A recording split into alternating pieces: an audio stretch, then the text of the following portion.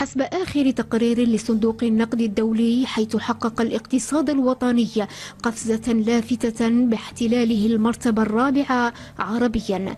الجزائر اليوم قاعدة تكتب صفحة جديدة في الاقتصاد، وهذا حسب آخر تقرير خرج من صندوق النقد الدولي لسنة 2026. الأرقام هالمرة مش عادية، بالعكس توري بقفزة كبيرة خلت الاقتصاد الجزائري يطلع للمرتبة الرابعة عربيا، وهالشي ما جاش من فراغ. التقييم كان مبني على معيار تعادل القوة الشرائية، يعني مش كان أرقام على الورق، بل صورة حقيقية على قوة الاقتصاد في الإنتاج والاستهلاك. وهذا يبين اللي الجزائر بدأت تجني في ثمار الإصلاحات الاقتصادية اللي تخدم عليها من سنين. شنو صار بالضبط؟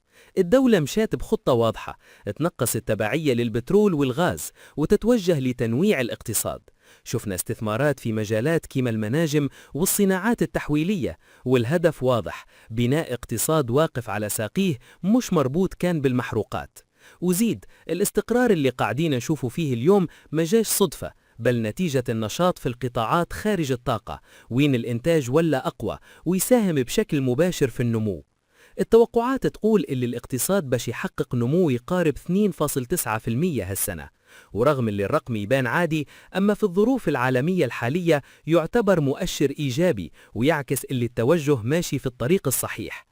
التحول هذا مش كان أرقام، بل نقطة مفصلية تخلي الجزائر تفرض روحها كقوة اقتصادية طالعة.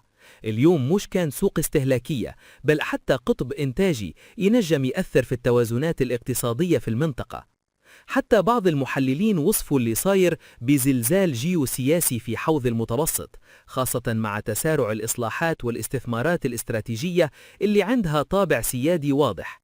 وزيد على هذا حجم الاقتصاد الجزائري وصل تقريبا ل 915.8 مليار دولار بمعيار تعادل القوة الشرائية، رقم يخليه قريب كثير من نادي تريليون دولار، وهذا إنجاز كبير.